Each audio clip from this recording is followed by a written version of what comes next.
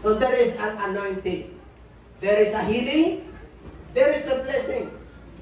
Kasi po, ang Old Commandments in the book of Exodus chapter 20, this is the Old Commandment. Ang Diyos ang nagsalita dyan. Siya mismo.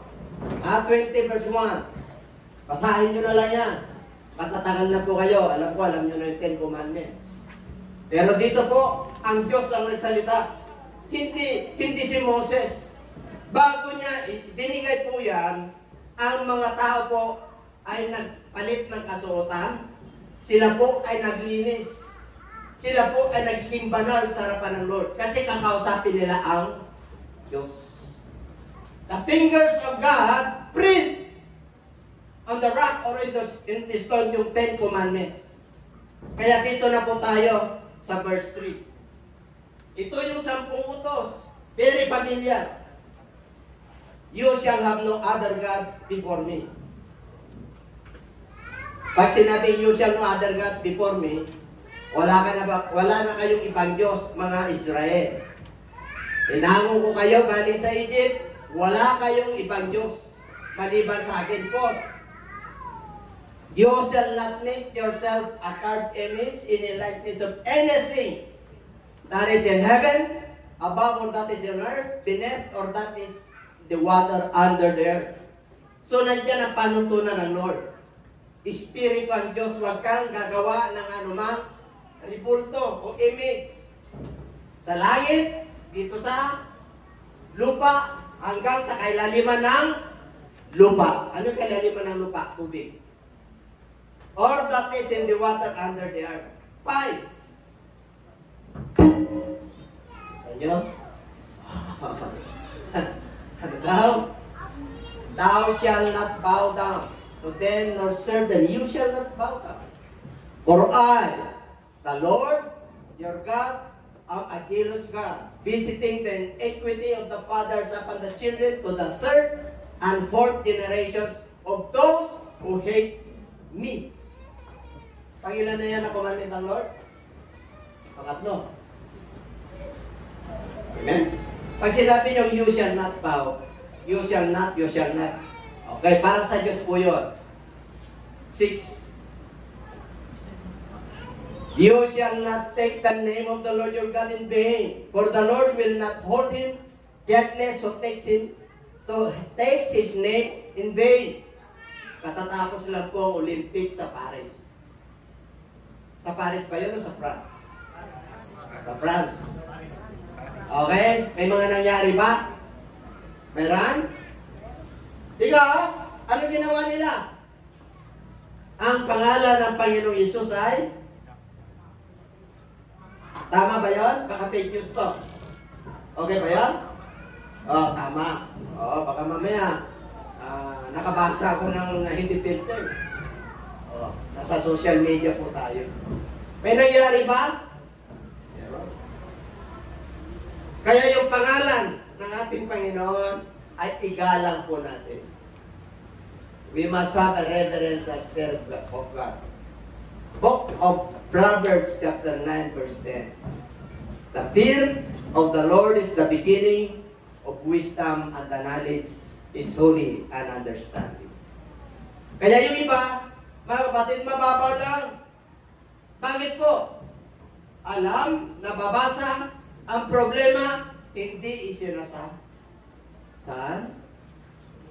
Hindi isinasa puso. Alam niyo po, pag kayo po ay contestant, alam ng mga judges kung ikaw ay umaawit sa muso at sa sarili mo lang. Pero kung mula dito, mararamdaman po nila. Amen? Kaya dito po, wag natin basta-basta magbitaw pagdating sa pangalan ng Lord. We must have a reverence. Don't take it lightly. Don't use His name. And everybody say amen. Okay? Number 3. Dito na tayo sa New Testament. Mamaya ko na lagi i-elaborate po yun. Old Testament po yun, From 1, 3, 4, 5 hanggang 7, para sa Diyos yun. New Testament. Kasi may Old Testament eh. For the law having a shadow of the good things to come, and not the very image of the things, can never with the same sacrifices which they offer continually year by year, make those who approach perfect. Ang Old Testament is a shadow. Amen? Darating ang New Testament. Lahat ng mga offering ang sacrifices sa Old Testament, yung pag-aalay sa altar, the Holy of the Holies, yung mga sign ng mga bracelets sa altar, mayroon po yan. Pero sa New Testament, iba na po. Ano yun? Tingnan po natin. Ang sabi ng ating Panginoon, nung siya po ay nangangaral, ang mga religious leader ay hinanapan siya ng butas. Kasi hindi sila maniniwala na siya ay galing sa langit. Bakit po? Kasi ang Diyos ay Espiritu. Ang Diyos ay Espiritu. Kailanman walang nakakilala sa Diyos. Sino nakakilala sa Diyos? Ang isa lang. Ang bugtong na. And everybody say amen. Nung dumating ang ating Panginoon, ang sabi niya, do not think that I came to destroy the law or the prophets. I did not come to destroy but to fulfill it. 18. Ano pang 18? Assuredly, sinisiguro ko sa inyo, lahat ng nakikinig, lahat ng mga religious leaders, Pharisees, Sadducees, scribes, I assuredly, I say to you, till heaven and earth pass away, one jot or one tittle will by no means pass from the law till all is fulfilled. Walang kudlit, walang pagkukulang ang Old Testament.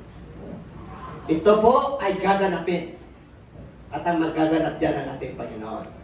Okay? So galing tayo sa Old Testament, papunta tayo sa New Testament. Kasi shadows po ito. Mayroong gagampanan ng ating Panginoon. Number 3, God's greatest commandment.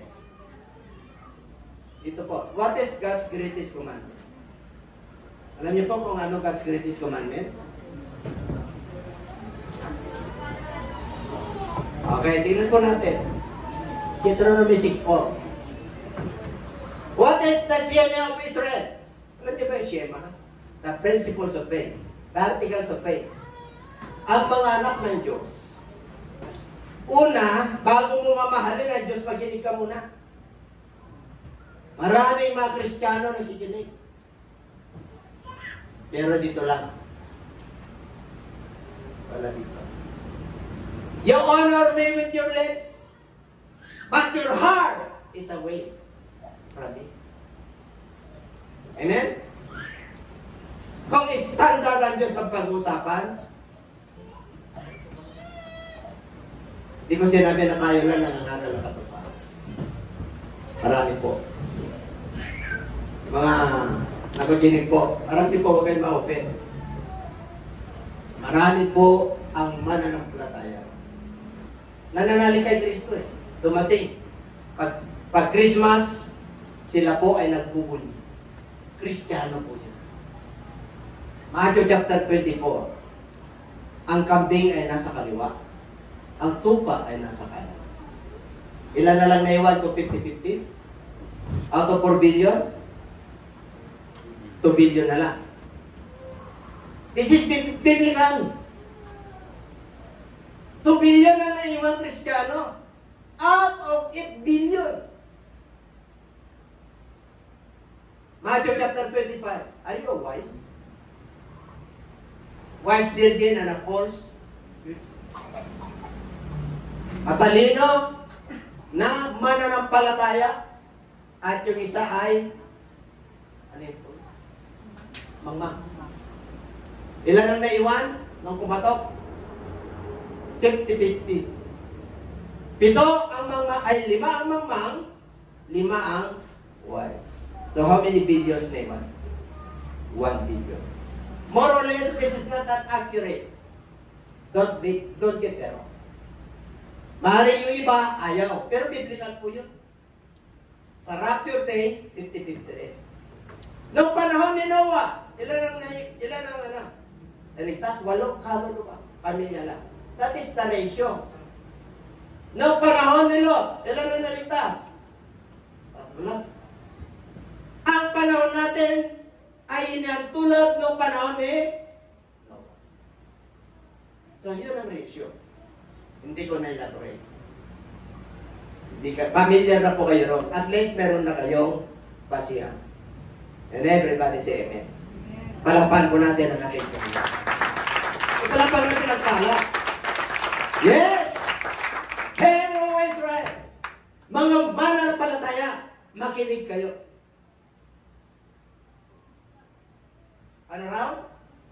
The Lord, our God, is to the Lord.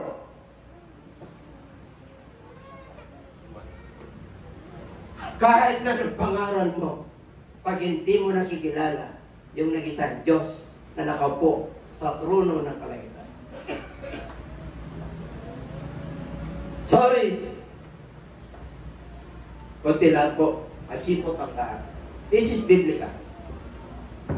Pag nakilala mo yan, nakikinig ka dyan, sumusunod ka dyan, ang greatest commandment, ang Panginoong Diyos. Sino yung Panginoon? Sino? Si Jesus Christ. Sino yung Diyos? Espiritu. Yun yung nag-witness sa Kanya nung dumating dito. Maraming mga preacher hindi naniniwala at marami rin one God na hindi rin makuha. Bakit po? Kung nakita nyo na ako, nakita nyo yung ng Ama. Ako lang yung daan, ako lang yung buhay, ako lang yung katotohanan. That saith the Lord Jesus Christ. When the disciples asked the Lord Jesus Christ who He was, Thomas, hindi namin alam kung sino ka. Ako yung daan. Wala na yung dating daan. Bagong daan na tayo, yung commandment. Ako yung buhay. At ako yung katotohanan. Wala nang makakapunta sa Ama. Maliban, kanino? Ang nakakilala lang sa Ama, si Jesus Christ. Kaya siya yung Lord na bumaba. Siya yung panganay sa lahat. Yung God, yung Espiritu. Yun yung witness niya. In the court, if you have a case in the court, meron kang witness. 2 or 3 witnesses shall be established. The word. And everybody said, ang witness ni Jesus Christ, 4. The scriptures, the prophets, God the Spirit, and the Word. Yan ang witness. What is God the Spirit? In the beginning, God created the heavens and the earth. Yun yung Diyos na nagsalita. Walang nakakilala ron. Di pa ba kayo? Si Jesus Christ bumaba. Genesis John chapter 1 verse 1. In the beginning was the Word. Who is the Word? God. That is the Word. Yung nagsalita, bumaba. And the Word was made flesh and dwelt among us. So maliwanag na yung nasa Old Testament, bumaba, nagpakilala. Kaya pag nakilala mo na yan, mahalin mo ang Panginoong mong Diyos ng half heart, half soul, half strength. In the Old Testament, 3 po yun. Mahalin mo ang Diyos ng buong puso, kaluluwa at lakas. Sa New Testament, merong bago. Amen? Ano yan? Gusto nyo malaman? Palapahan natin ang ating Diyos. Ano yung follow? Nakukuha nyo ba yung ating yung rema, yung preaching ng word?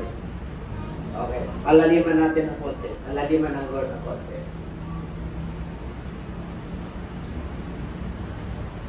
Ano raw? Pagkilala mo na yung Diyos mo?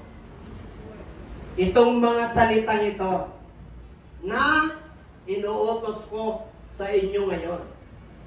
Asa daw? Sa inyong puso? Sa puso. Kung gusto mo na teacher na makikilala mo ang Panginoon Diyos, sambahin mo siya ng buong soul. Okay. Ano pa? 7. Turo mo, magsikap mong ituro sa iyong mga anak habang kayo'y nagsasalita at nakaupo sa inyong tahanan, habang kayo ay naglalakad, habang kayo ay nakahiga, at kayo'y babangon. Grabe ang salita ng Diyos. Ano daw? 8. Pagibasa.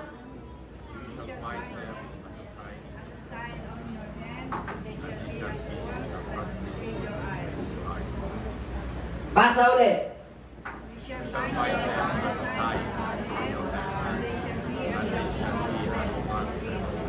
Ganong katindi ang batas ng Diyos. Ipulupot sa kamay, ilagay, ganon po sila. Ilagay sa ampa ng bahay. Pero pa bang nay? Wala na. Yun! Huwag mong ikaya na ikaw ay mananampalataya.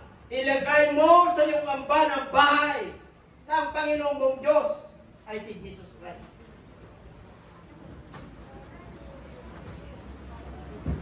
Hanggat hindi mo mababanggit na Jesus Christ is Lord and my God, kaya hindi mo mababanggit yan pag alanganin ka sa Kanya. You cannot just preach that. And everybody say amen. Hindi ganun kadali po yun. Maraming mga preacher na kalala i-preach. Pero pag kilala mo ang Diyos mo, at Diyos na nasa Scripture, at kilala mo na siya talaga, you walk with God, walk with the Lord Jesus Christ, nag-iisa lang yan. Hindi lang sila nagkaisa, iisa lang yan. Ang Diyos ay kaya niya magkatawang tao sapagat Diyos siya. Pero mo, sino mga may Bible ngayon? Ito, ang tala nyo. Read. Sige po.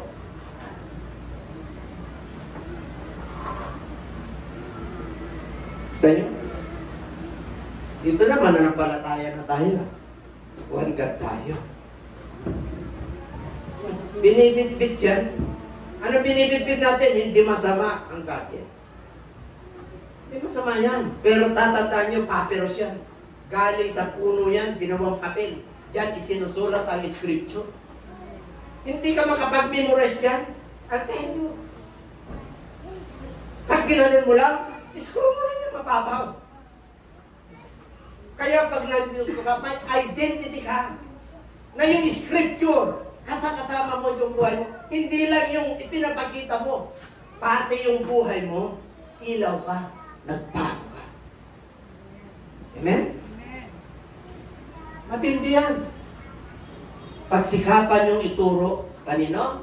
Sa iyong mga anak. Habang kayo nakaupo, kayo nagsasalita, kayo'y nasa daan, kayo'y nakahiga, kayo'y bumabangon. Tinuturo ba natin yung sa mga anak natin? I don't think so. Meron man.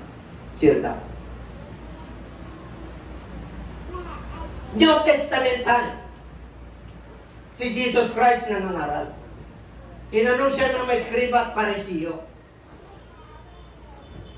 What is the greatest and foremost commandment? Pakibasa.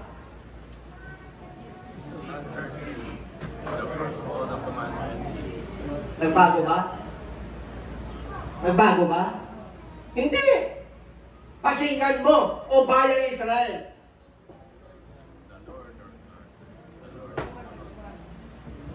Ano ba? Mahalin mo ang Panginoon Diyos mo sa iyong buong puso, buong kaluluwa, buong pag-isip, at buong sa lakas, peace. Anong nadadag? Mind. You know why? Because you have the mind of Christ. Sa batas ni Moses, ang Holy Spirit po, ang Espiritu ng Diyos ay sa mga propeta lang. Sa mga priest na karapat-dapat, o the Holy of the Holiest. Kaya pag ikaw yung pare o priest na nagkakasala, mamamatay ka sa Holy of the Holiest. Amen? Kaya hihilahin ko yun. Walang nakakapasok sa banal na altar ng Lord. Hinihila po yung pare doon para mag-alay sa Diyos.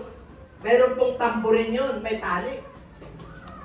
Kaya pag hindi narinig yung tamburin, ang ibig sabihin, hindi nalugod ang ating Panginoon. Patay po. Kasi hindi nalugod ang Diyos. Mga mananampalataya, makinig kayo. Maraming sagabal sa ating pananampalataya. At minsan, nagtatanong tayo sa Diyos. Bakit ganon? Mayroon isang pastor, tumawag sa akin ng ating gabi, Bishop, walang pumapasok sa akin. Pastor yun. Galit yun na bukasan. Sabi ko, ang tawag dyan, spirit of confusion. Kahit na pastor ka, kahit na leader ka, kahit na bishop ka, pag pumasok po yan. I will give you an example. Pag kayo'y nag-apura, at nararatel ka na inis ka, yan mo lang inilatag yung gamit mo. Na-experience nyo na po yan. Hindi nyo pa na-experience? Nawawala. Nawawala. Diyan mo lang inilatag. Pero after a while, nandun. Ganon katindi ang kawal. Para may inis ka. Kaya alabuan na natin, mamaya. Alawan na palang tayo. Ito ang unahing commandment. Ano yung pangalawang commandment? Kasi, ano yung commandment eh? Okay. Ano raw pag-ibasa? Ito yung pangalawa. Pangalawa. Gusto ko magbasa kayo. Kasi,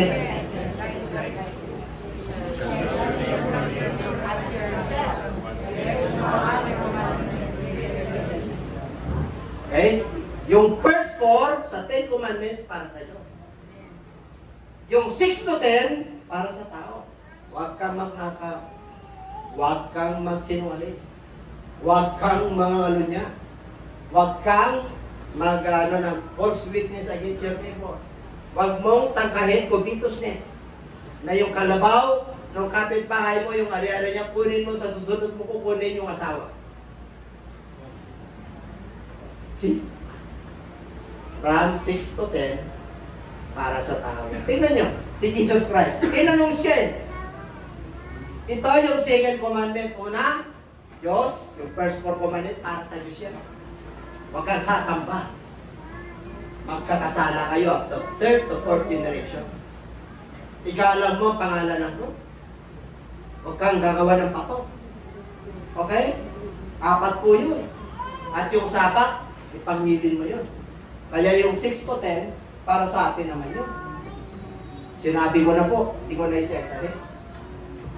Second commandment. Anong sabi ni Jesus Christ? Ito ang nakapaloob sa 10 commandments. And now, pupunta tayo sa inyo. And everybody say amen. Palakpakan natin natin. Yung palakpakan natin ang pala. Yes! Lord, thank you, Lord! We preach your word. You preach your gospel without one else, without fear or people. Wherever I go, wherever I am, I must preach. Because this is the new. And everybody say, titingnan natin ang new command.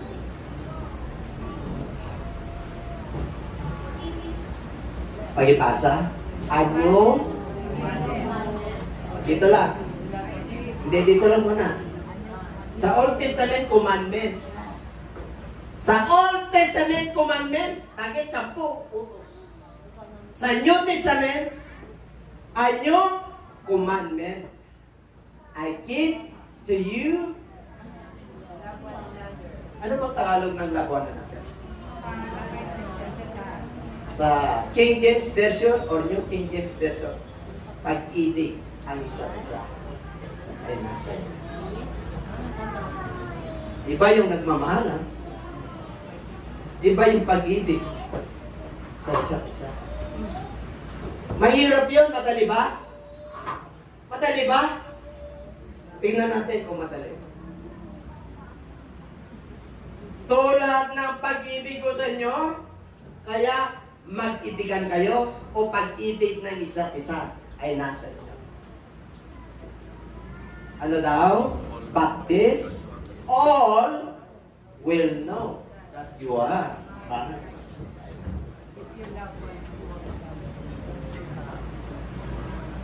Sa New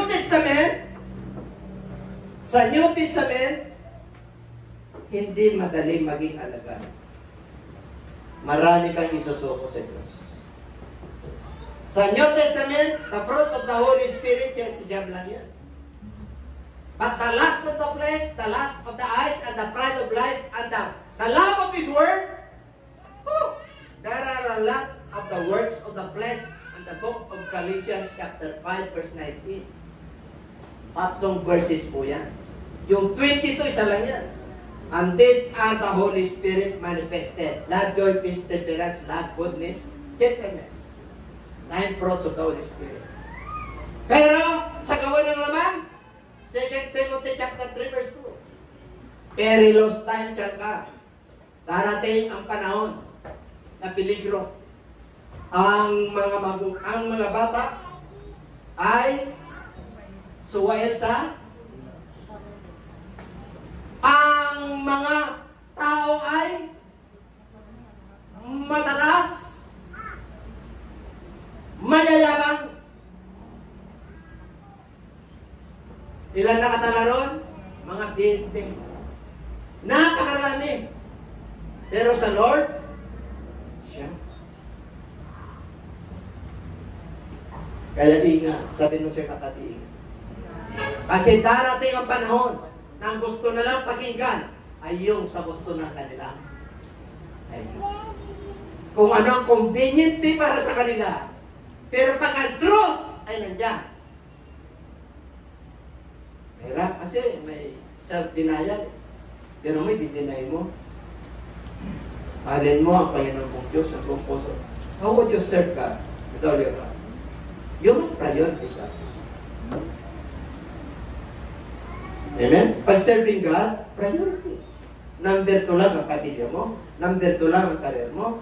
Number 2 lang ang mahal mo sa buhay. That is biblical. Masakit po. Pero yan ay totoo. Pag sinubok tayo pagdating sa paglilingkod at timpangin mo, you must choose the best out of it. The best part. Nung si Mary po ay nag-worship sa Lord at dala niya yung alabaster box, si Martha po ay abalang. Ang sabi ng Panginoon Hesus, pinili niya yung peace part. She is preparing for my burial. Hindi makakalimutan ang patuto niya. Generation to generation. Patuto ba? Ni Mary? That is the best part. Wala na tayo sa mundo ito.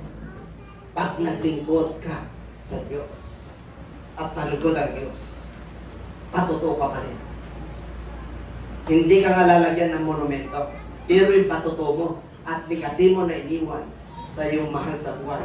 Mahirap ka, may kakayanan ka, hindi ka nag-aaral ka. Ang pinag-uusapan dito, you must obey Him with all your heart, with all your soul, with all your strength, and with all your Loving God first, loving others second. A new commandment, you must be a disciple. Para makilala nila na ikaw ay alagad ng Lord. Ang pinagdaanan ng iglesia nito, marami na po. Issues, position. Issues, money. Issues, doctrine. Hindi mawawala yan. From Old Testament till the New Testament, kadalasan issues pera. Yaman. Nung tunukso ang ating Panginoon, if you are the Son of Man, turn this stone into bread. Because he was fasted 40 days and 40 nights. Pero bread. Amen? Nung ipinakita niya yung kingdom, tingnan mo yung mga building, mararangyang bahay. Oh. Karangyaan sa mundong ito, ano yung punto? Yaman. Hindi ka ba magtayo ng building? Kung wala kang pera. Siguro sa Old Testament, binaon sila ng Lord. Because nagtago po sila ng mga ginto na ributo. Nayanig yung lupa, nagbuka ang lupa. Lahat ng ang kanya pumasok po. Sa New Testament, nagpintahan po. They were common. Sa kainitan nila, paglilingkod sa ating Lord, dinadala nila yung kanilang kabuhayan sa paanan ng mga apostoles. Nangako si Ananias at Sapphira. Dininta nila yung kanilang ari-ari. See, sa New Testament, it's not only 10%. More than that, yan.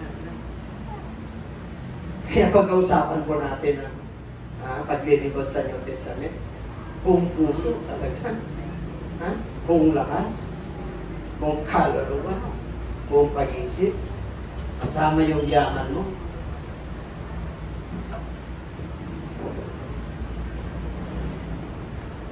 Ang hinahanap ng Lord sa atin ng mga 1 billion Christians sa buong mundo. There are 190 countries in this world. Whether you are in North Korea, there is still gospel there. Sunugin na nila lahat ang Bible ng Scriptures. There is an angel delivering the gospel in every nation, and every race, and every time. Kaya hindi po mawawala yan. Kasi the Word of God was settled in heaven. Galing sa langit ang salita ng Diyos. Hindi po ito. It was founded, the pure, hallelujah, more than fine gold, talagang napakahalaga niya. Dinalisay po yan ng ilang beses. Kaya ang sabi nga ni David, thy word that hid in my heart that I have not sinned against you. Ang mga salita mo na iningat-ingatan ko sa aking puso upang hindi ako magkasala. That's how David meditated his word. Ganon sila Joshua. Kung gusto mo na magandang katagumpay, you must meditate his word day and night. Not your problem. What the Bible tells us, if you want true riches in this world, God will give you knowledge and wisdom to acquire wealth. Deuteronomy chapter 8. Sabihin mo siya matabi mayaman. Sabihin mo, mayaman. Mayaman. Bakit po? Nahabag ang Diyos sa atin para makuha natin yung tunay na ito. Kaya sabi ng Lord, kayo ang liwanag, kayo ang ilaw sa mundo. Kayo ang alat sa mundo. Sabi mo sa katabi, maalat ka pa ba? Kasi matabang na. Matabang na ba ang iyong paglilingkod sa Lord? Matabang na ba ang iyong pagpuri sa Diyos? Kailangan mo. Ang ibang paglilingkod-lingkod ay pakudrop-kudrop sa Ilocano. Patay sindi sa Christmas tree. Ang paglilingkod kahit na may mga storms and typhoons na dumarating sa ating buhay, nanatili ka sa liwanag. Sapagkat ang liwanag ay hiniwalay sa kadiliman. And everybody say amen. Ang kadiliman ay hindi nilikha ng Diyos. Ang kadiliman ay iniwalay lang ng Diyos sa liwanag. God created the heaven and earth, and He created, let there be light, and there was light. And God saw that the light it was good. Maganda yung light, hindi sinabing darkness. And He divided the light from the darkness, and He called the light day, and He called the darkness night. Oh, iniwalay niya, He didn't create darkness. Okay?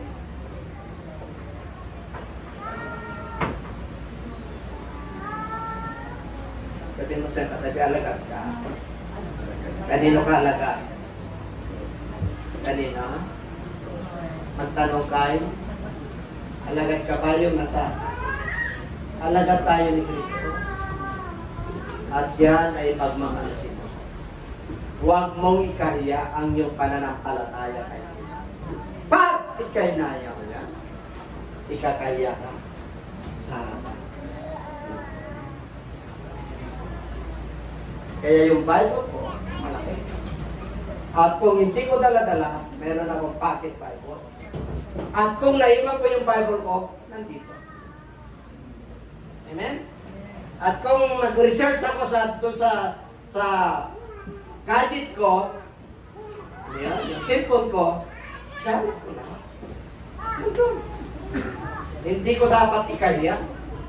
Kung ano man ang iyong pagmamalaki, ang ipagmalaki mo, yung iyong pananampalataya. Sigurado ka nun, Panginoon, nang-aral ako, Panginoon. Nakakaya. Pero, dinigyan mo ako ng lakas ng loob sapagkat dala-dala ko ang mabuting balita. Yung mabuting balita na yun, nilagay mo sa aking puso, sa aking isip, sa aking kaluluwa, sa aking buong lakas. Kaya, Panginoon, I serve you with gladness and with humility.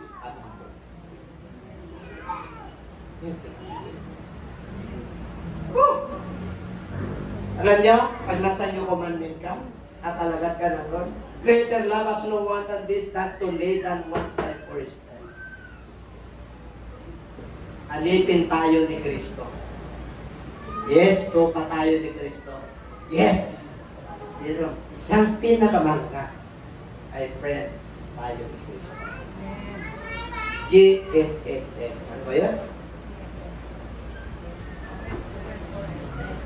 Yeah, Jesus Christ is friend. Ha? Walang forever dito si Jesus Christ na. Kasi pag kinuha na tayo, natutulog lang tayo. Amen? At gigisingin ka ng taktak pala. Pero mo gigising, ganun ka kamahal ng ating Panginoon. Gigisingin ka sa nagtalag yung mga hindi mananampalataya. Wala na yun. Outside of the city are the dogs, are the liars, are the idolaters. Book of Revelation. Sa labas ng siyudad, ng templo ng Diyos, nandun yung mga gumagawa ng lahat ng kasalanan. Pero ikaw ay nandun sa templo ng Diyos. 24/7 nagpupuri ka. Amen? Amen. Yung iba, hindi ka marunong magpuri. Ang lakas ng loob nila pumasok sa kingdom of God. Hindi nga sila nananalig sa salita ng Diyos. Alam nila, ligtas sila. Lalo na tayo. Nananalig na tayo. Napipil pa natin yung presence niya, yung blessing niya nandyan, nagmamanifest yung salita ng Diyos sa ating buhay, at nandun sumusunod ang mga palatandaan. Grabe! Di mo pag-friend ka ng Lord. Tingnan natin nga kung friend ka ng Lord. 40. Uy! Nasa benepisyo na tayo. Gusto niyo bang benefit? Sino senior dito? Nakatanggap na kayo? May discount. Meron tayong benefits. Discount.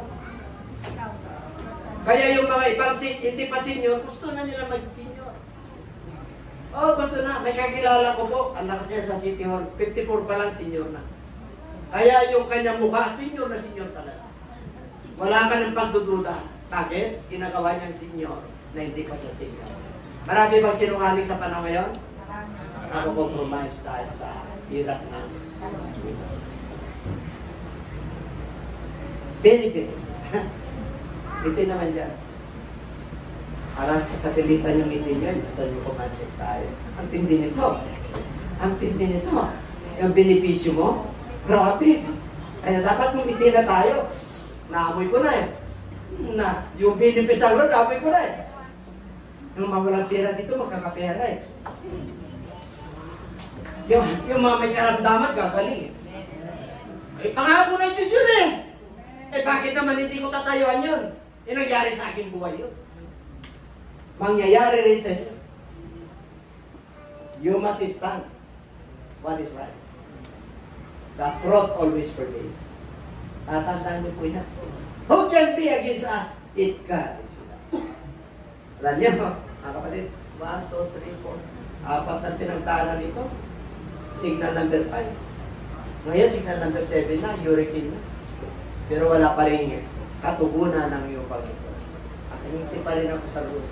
Panginoon, forgive them for they do not know what they are doing. Siyempre, yun lang din ka maganda.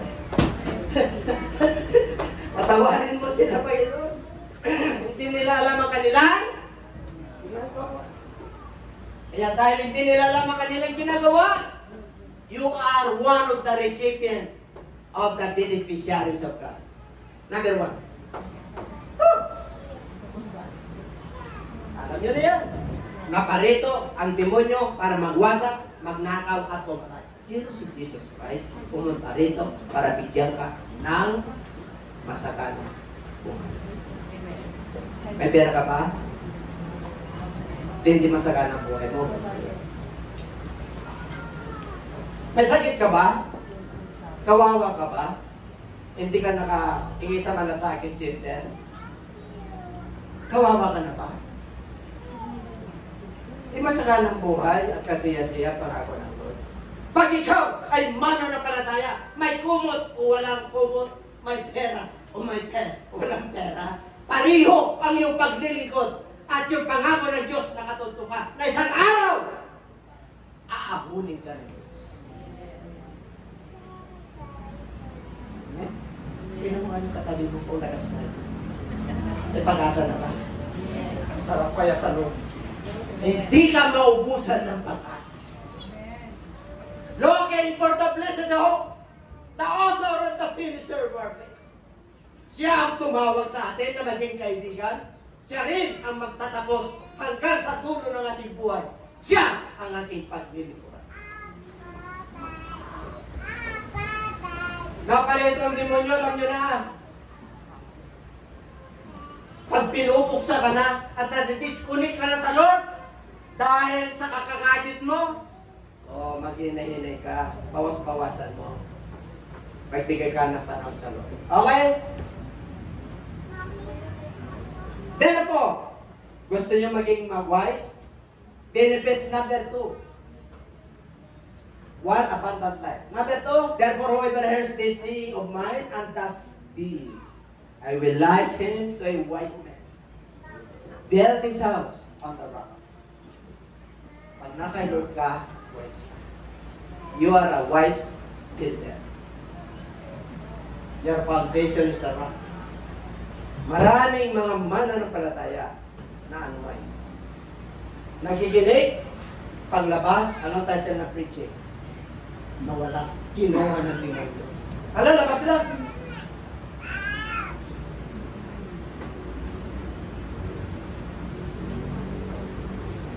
Ganon ang kawan ng demonyo. Pero, pag ikaw yung wise man, tumubo, nilagay sa mabuting kalooban, tutubo yun. Pag ang learning mo is 30%, habang sumusunod ka, sa susunod 60%. Habang sumusunod, 90%. At pinagkatiwalaan ka pa ng Lord, plus 10 sa kanyang galing. Kaya 100%. Yayabo ka talaga. Hindi dahil sa pera yan, hindi dahil sa kariya. Yayabong pa tayo sa Diyos. Where are these disciples? Saan ang galing ang kanilang talino na mangaral? Nangangaral ang mga talaga? Hindi naman sila nag-aral. Pero namamanga yung mga scholars. Nangangaral po sila. Bakit? They walk with God. They glorify God in their lives. Kaya nga yung shadow ni Peter, dadaan lang, gumagaling. Yung apron nga lang, yung panyo ni Paul, yun lang ang kanilang contact. Gumagaling sila. Kaya sabi mo sila tagi-wise. Kasi yung iyong templo ay hindi nakatayo sa buhangin. Kasi pag buhangin niyan, ang foundation niyan, pag dumating ang bagyo, problema sa akin, bakit naman ganun, Lord?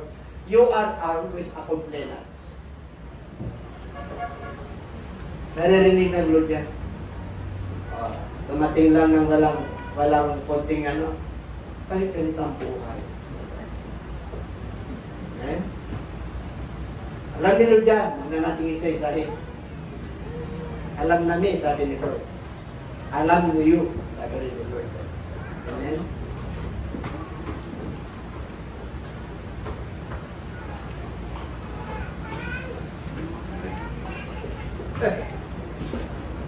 Sarap ang ito. Rejoice! Evermore. And everything, give thanks. Because these are my benefits in serving God. Pero mo, masaganang buhay, wala kang pera, masaganang buhay. Bakit po? Yung pananampalataya mo masagana. Hindi nawawalan. Kahit na may nararamdaman ka, isang araw ako'y kagaling. Because God is my healer. By His stripes, we are healed. By His blood, there is a power in the blood of the Lord. If you have a forgiving spirit, there is a forgiveness. Ibibigay ng Diyos sa iyo yan. Hallelujah. Because a wise man who built his house is on the rock. Floods and storms come. Hindi siya. It will not ruin. Hindi siya nasisira. Because our Lord Jesus Christ is the rock of all ages. Lahat ng panahon. Storm, kahirapan, confusion, sakit, He is the rock of all. Everybody say, makatayo ka. Anim na beses kang tumapa, nahulog sa bangin, dahil sa kasalanan at pagsunod, pangon kapatid. Meron pang isa, that is God's number. And everybody say, this is your last one. Huwag ka nang susobra doon.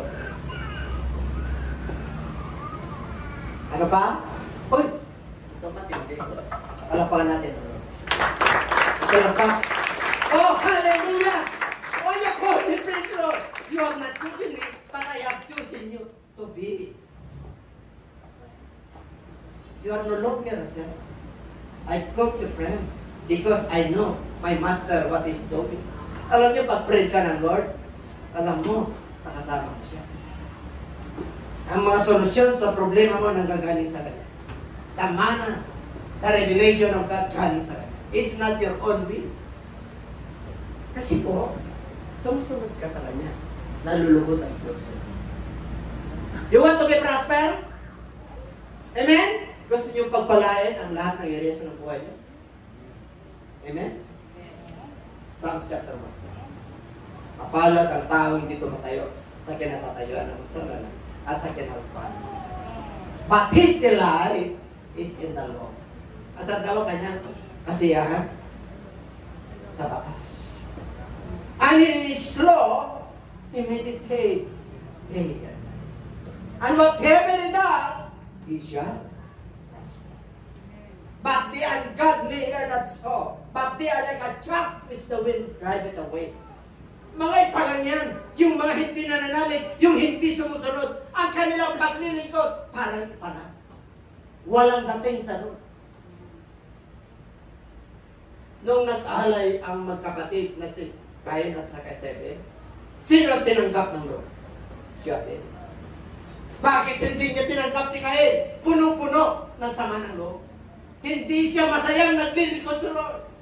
Kaya yung patuto ni Abel hanggang sa panahon natin nagiging. Sana darating ang panahon na yung patuto natin at likasin natin generation from generation. Nandun yung patuto ng bawat isa sa atin. Palapakan natin ang Lord. Ano raw? Dahil siyang pumili sa atin, itinalaga tayo appointed. Appointed son of God. Di ba? You are appointed that you should go. Ito. Saan kayo pumupunta? Sa restaurant. Sa party-party. Sa kaibigan. Di ba? Meron ka bang bunga? Pero naman marami akong kaibigan. Pero ano ba yung bunga na hinahanap ng Lord? Ano ba yung bunga na hinahanap ng Lord? The fruits of the Holy Spirit, the fruits of your body, yung kamag-anak mo, yung mahal mo sa buhay, nag-convert sila, naging mananampalataya dahil sa iyo. And the fruit shall remain. Pag nananatili yan, pag nawawala yan, hinahanap mo, saan ka na lola, saan ka na tanay, saan ka na tatay, saan ka na bro, sis, saan ka na? Church ka, wala kang pamasahe, wala rin akong pamasahe. Manalangin tayo pareho. Hindi nga kayo naiiyak mag-irang. Pag sa Lord, nakita niya na naglalakad ka at naghihirap ka, sacrifice, isang araw hindi na ikaw maghihirap, ikaw at magpapagpapag. Amen. Yes. Sinabi ng Lord sa Deuteronomy chapter 28, you are not the tail, you are the head. Coming up and coming up. Coming in. Papagpalakay ka. Amen. That is the promise of God. Even to your children's children. If you follow my statutes and my commandments and my judgment and my law, I will bless your children's children. Grabe ang Diyos natin. Pag nakita mo yung commandment ng Lord, the old commandment, the greatest commandment, and the new commandment, whoo! Isa ka sa pinagpala.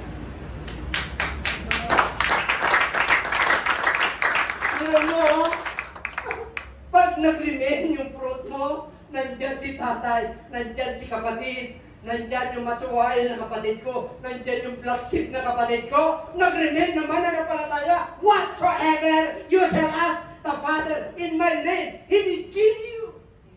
Father, in the name of Jesus Christ, be healed right now. Father, in the name of Jesus Christ, spirit of confusion, liars. Father, in the name of Jesus Christ, hallelujah, this Father of mine, liars. You can call him Father in the name of the Lord because He is your friend. And everybody say Amen. Hallelujah. Until now. Meron pa ba? Meron pa isa. Wala na? Yan ka. Until now, you have not asked anything in my name. Ask but your joy before. Bakit gusto ng Lord na tuwa-tuwa ka? Because, makibasa? Mag-ibigan kayo sa isa-isa. At ang pag-ibig ng Diyos na nilagay maya sa puso nyo, 10 kayong magkakapatid, iba-ibang ugali, maiibig mo yon. Pero pag hindi, kaya hindi mo lang yung commandment, yung isang kapatid mo lang, hindi mo na maiibig yun. Mayroon pang 9 na nalalabi. Thank the Lord. Hallelujah. When Peter said to the Lord, I forgive my brother 7 times. But the Lord said, no, not only 7 times. 70 times 70 times 70 times 70. As long as you live, I must. Ayaw po lahat ito.